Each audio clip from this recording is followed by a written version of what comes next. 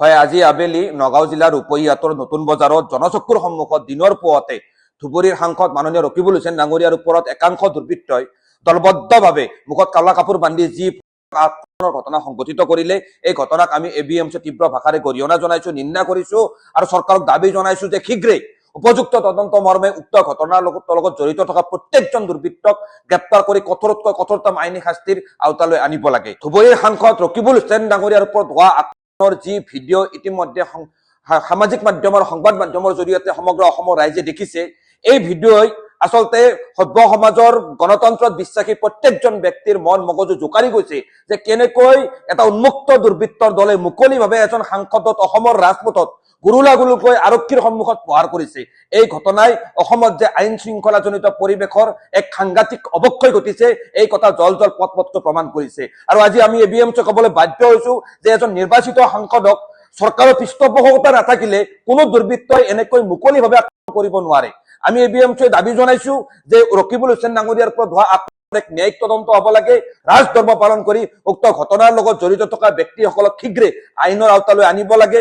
আৰু এই ক্ষেত্ৰত অসমৰ প্ৰত্যেকজন জনপ্ৰতিনিধি আৰু সাধাৰণ ৰাইজৰ যিখিনি নিৰাপত্তা, এই নিৰাপত্তা নিশ্চিত কৰাত এক সুদৃঢ় ব্যৱস্থা গ্ৰহণ কৰিব লাগে। হয়, আজি আবেলি নগাঁও জিলাৰ ৰূপহীহাটৰ নতুন বজাৰত জনচক্ষুৰ সন্মুখত দিনৰ পুৱাতে ধুবুৰীৰ সাংসদ মাননীয় ৰকিবুল হুছেইন ডাঙৰীয়াৰ ওপৰত একাংশ দুৰ্বৃত্তই দলবদ্ধভাৱে মুখত কালা কাপোৰ বান্ধি যি আক্ৰমণৰ ঘটনা সংঘটিত কৰিলে, এই ঘটনাক আমি এবিএমচি তীব্ৰ ভাষাৰে গৰিহণা জনাইছো, নিন্দা কৰিছো আৰু চৰকাৰক দাবী জনাইছো যে শীঘ্ৰেই উপযুক্ত তদন্ত মৰ্মে উক্ত ঘটনাৰ লগত জড়িত থকা প্ৰত্যেকজন দুৰ্বৃত্তক গ্ৰেপ্তাৰ কৰি কঠোৰতকৈ কঠোৰতম আইনী শাস্তিৰ আওতালৈ আনিব লাগে। ধুবুৰীৰ সাংসদ ৰকিবুল হুছেইন ডাঙৰীয়াৰ ওপৰত হোৱা আক্ৰমণৰ যি ভিডিঅ' ইতিমধ্যে সামাজিক মাধ্যমৰ সংবাদ মাধ্যমৰ জৰিয়তে সমগ্ৰ অসমৰ ৰাইজে দেখিছে।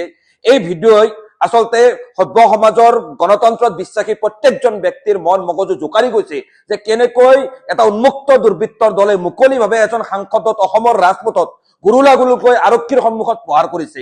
এই ঘটনাই অসমত যে আইন শৃংখলাজনিত পৰিৱেশৰ এক সাংঘাতিক অৱক্ষয় ঘটিছে, এই কথা জল জল পট পটকৈ প্ৰমাণ কৰিছে। আৰু আজি আমি এবিএমচি ক'বলৈ বাধ্য হৈছো যে এজন নিৰ্বাচিত সাংসদক চৰকাৰৰ পৃষ্ঠপোষকতা নাথাকিলে কোনো দুৰ্বৃত্তই এনেকৈ মুকলিভাৱে আক্ৰমণ কৰিব নোৱাৰে। আমি এবিএমচি দাবী জনাইছো যে ৰকিবুল হুছেইন ডাঙৰীয়াৰ ওপৰত হোৱা এক ন্যায়িক তদন্ত হ'ব লাগে। ৰাজধৰ্ম পালন কৰি উক্ত ঘটনাৰ লগত জড়িত থকা ব্যক্তিসকলক শীঘ্ৰে আইনৰ আওতালৈ আনিব লাগে। আৰু এই ক্ষেত্ৰত অসমৰ প্ৰত্যেকজন জনপ্ৰতিনিধি আৰু সাধাৰণ ৰাইজৰ যিখিনি নিৰাপত্তা, এই নিৰাপত্তা নিশ্চিত কৰাত এক সুদৃঢ় ব্যৱস্থা গ্ৰহণ কৰিব লাগে। হয়, আজি আবেলি নগাঁও জিলাৰ ৰূপহীহাটৰ নতুন বজাৰত জনচক্ষুৰ সন্মুখত দিনৰ পুৱাতে ধুবুৰীৰ সাংসদ মাননীয় ৰকিবুল হুছেইন ডাঙৰীয়াৰ ওপৰত একাংশ দুৰ্বৃত্তই দলবদ্ধভাৱে মুখত কালা কাপোৰ বান্ধি যি আক্ৰমণৰ ঘটনা সংঘটিত কৰিলে, এই ঘটনাক আমি এবিএমচি তীব্ৰ ভাষাৰে গৰিহণা জনাইছো, নিন্দা কৰিছো আৰু চৰকাৰক দাবী জনাইছো যে শীঘ্ৰেই উপযুক্ত তদন্ত মৰ্মে উক্ত ঘটনাৰ লগত জড়িত থকা প্ৰত্যেকজন দুৰ্বৃত্তক গ্ৰেপ্তাৰ কৰি কঠোৰতকৈ কঠোৰতম আইনী শাস্তিৰ আওতালৈ আনিব লাগে। ধুবুৰীৰ সাংসদ ৰকিবুল হুছেইন ডাঙৰীয়াৰ ওপৰত হোৱা আক্ৰমণৰ যি ভিডিঅ' ইতিমধ্যে সামাজিক মাধ্যমৰ সংবাদ মাধ্যমৰ জৰিয়তে সমগ্ৰ অসমৰ ৰাইজে দেখিছে। এই ভিডিঅ'ই আচলতে সভ্য সমাজৰ গণতন্ত্ৰত বিশ্বাসী প্ৰত্যেকজন ব্যক্তিৰ মন মগজু জোকাৰি গৈছে যে কেনেকৈ এটা উন্মুক্ত দুৰ্বৃত্তৰ দলে মুকলিভাৱে এজন সাংসদক অসমৰ ৰাজপথত গুৰুলাগুৰুকৈ আৰক্ষীৰ সন্মুখত প্ৰহাৰ কৰিছে। এই ঘটনাই অসমত যে আইন শৃংখলাজনিত পৰিৱেশৰ এক সাংঘাতিক অৱক্ষয় ঘটিছে, এই কথা জল জল পট পটকৈ প্ৰমাণ কৰিছে। আৰু আজি আমি এবিএমচি ক'বলৈ বাধ্য হৈছো যে এজন নিৰ্বাচিত সাংসদক চৰকাৰৰ পৃষ্ঠপোষকতা নাথাকিলে কোনো দুৰ্বৃত্তই এনেকৈ মুকলিভাৱে আক্ৰমণ কৰিব নোৱাৰে। আমি এবিএমচি দাবী জনাইছো যে ৰকিবুল হুছেইন ডাঙৰীয়াৰ ওপৰত হোৱা এক ন্যায়িক তদন্ত হ'ব লাগে। ৰাজধৰ্ম পালন কৰি উক্ত ঘটনাৰ লগত জড়িত থকা ব্যক্তিসকলক শীঘ্ৰে আইনৰ আওতালৈ আনিব লাগে।